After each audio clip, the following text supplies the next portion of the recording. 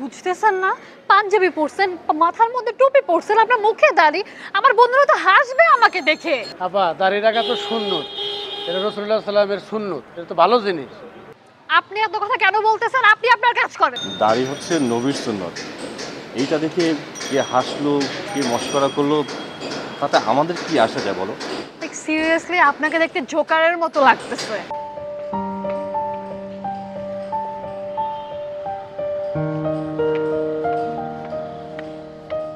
মামা চলেন তো, আপনি চলেন।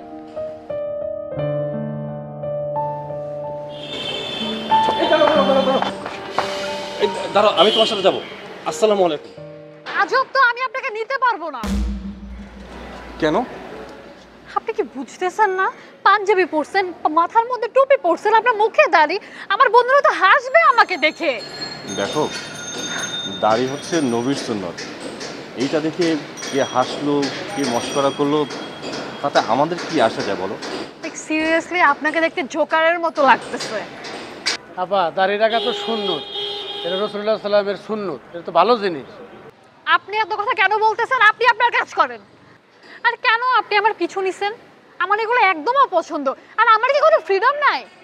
হ্যাঁ, ফ্রিডম তো অবশ্যই আছে, কিন্তু বিয়ের পরে প্রতিটা স্ত্রীর উচিত স্বামীর কথা ভাবা, তাই না? স্বামী ফলাইতে আসছে, দাঁড় ভাল লাগে না। আপনি বসে আছেন কেন? জান না ভাইয়া।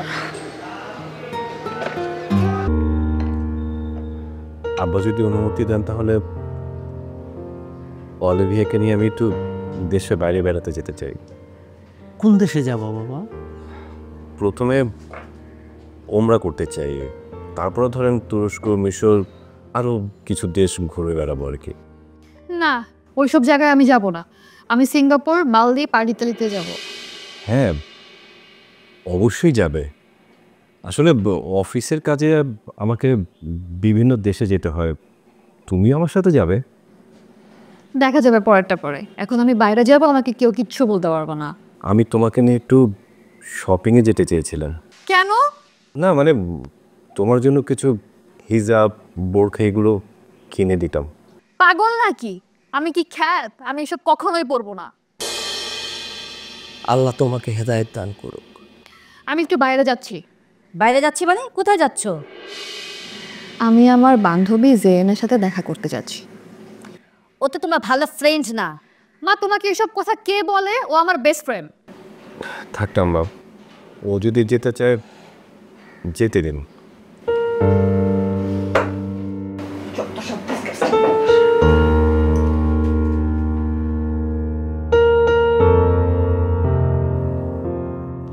আব্বা, আমি ভেবেছিলাম আজকে বাজারটা আমিন হয়ে করে দিই।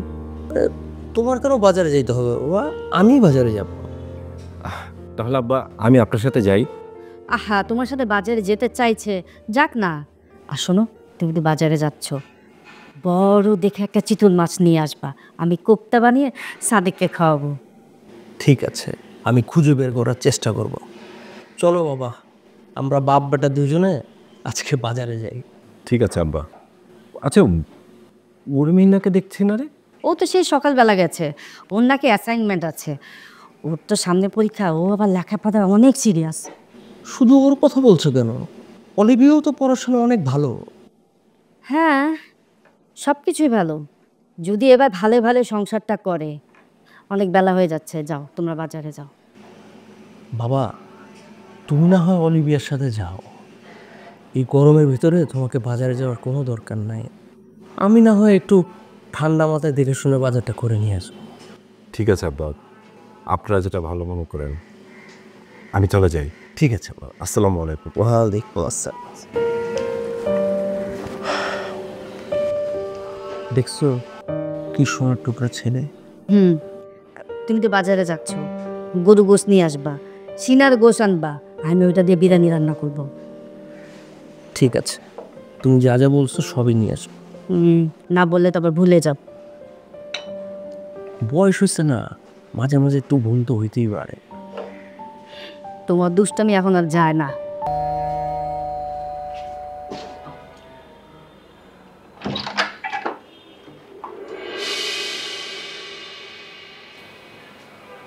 আসসালামু আলাইকুম। ওয়ালাইকুম আসসালাম।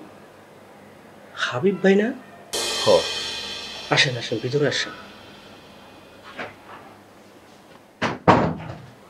বসেন ভাই বসেন।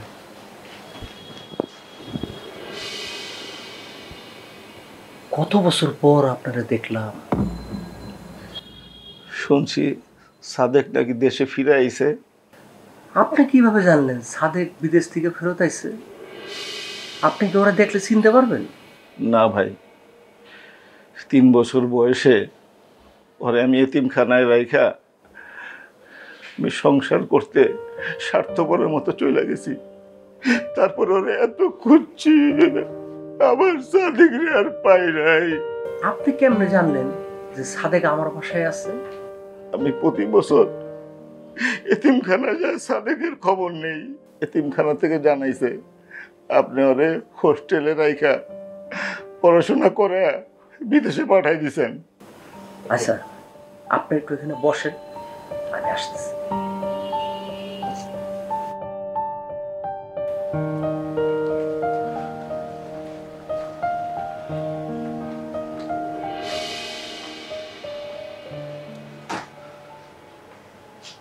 হাবিব ভাই, দেখেন তো ওকে চিনতে পারছেন কিনা? চিনতে পারছি না। সাদেক বাবা, দেখো তো ওনাকে চিনতে পারছো কিনা? না বাবা, ওনাকে তো চিনতে পারতেছি না। উনি কে? হাবিব ভাই চিনতে পারতেছেন না? সেই 3 বছর বয়সে একটা অবুঝ শিশু, নাবালক একটা শিশুকে এতিমখানায় রেখে চলে গেলেন। তারপর আমি ওই শিশুটাকে নিয়ে লেখাপড়া শিখিয়ে একটা পরেশগার মানুষ তৈরি করেছি। এই সে আপনার ছেলে।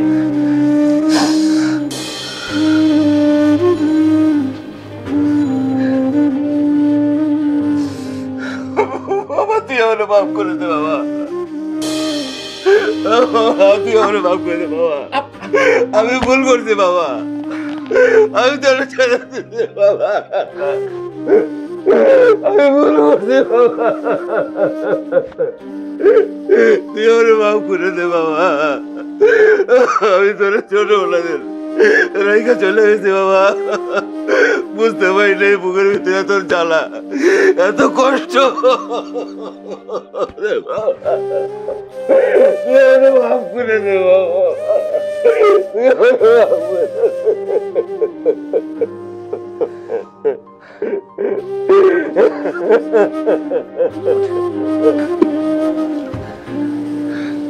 আব্বা, আপনার প্রতি আমার কোনো রাগ অভিমান দুঃখ কোনো কিছুই নাই, কিন্তু বুকটার মধ্যে অনেক কষ্ট আছে। আব্বা মারা যাওয়ার পর আপনি সে ছোট্ট বাচ্চাটারে ফেলে চলে গেল। এতিমখানায় বাচ্চার কান্নার আওয়াজ পুরো এতিমখানার প্রতিটা মানুষকে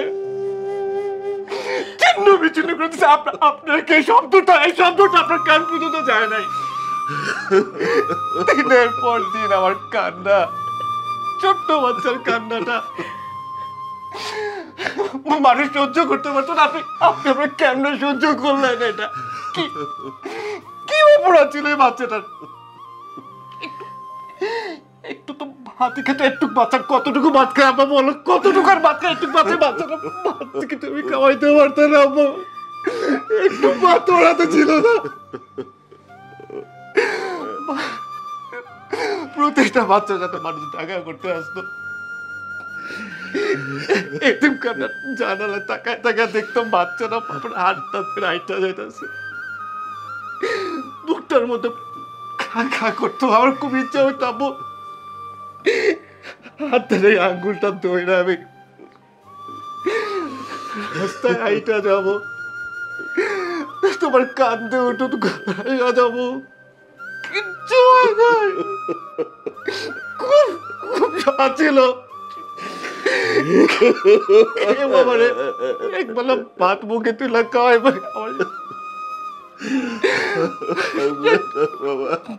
হাঁটতে যাইতো, মসজিদে যাইতো, বাচ্চাগুলো বাবার লাগে খেলতো, কত মজা করতো।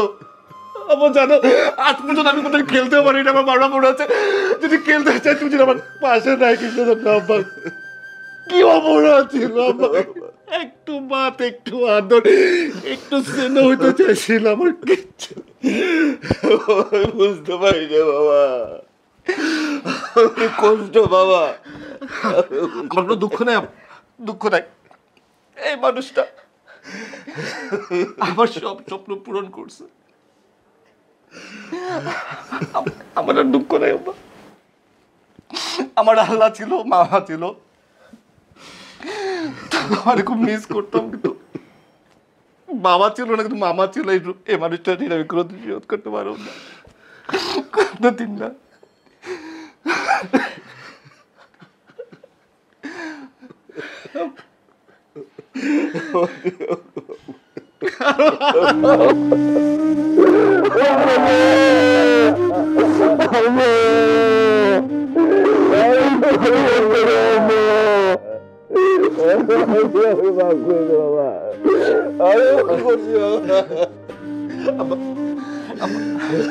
অলিভিয়া,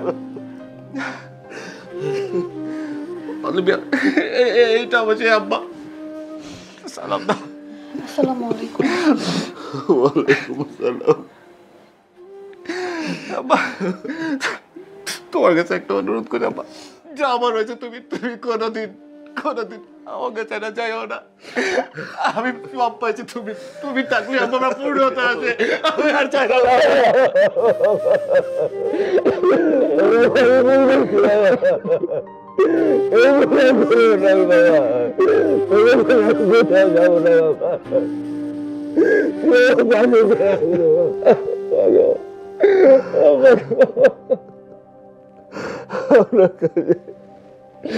আমি চিরকৃতজ্ঞ, আমার ছেলেটাকে আপনি ইঞ্জিনিয়ার বানাইছেন, আমি কোরআনে হাফেজ বানাইছেন, আপনার কাছে আমি চিরকৃতজ্ঞ। আমি কিছুই করি নাই, যা করার ওই উপরওয়ালা করছে।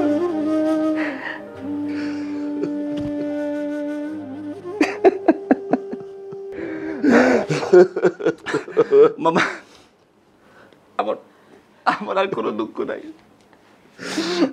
আজকে আল্লাহর কাছে শুকরিয়া, লাখ লাখ শুকরিয়া, আমার একটা পরিপূর্ণ পরিবার আল্লাহ আমার দিয়েছে।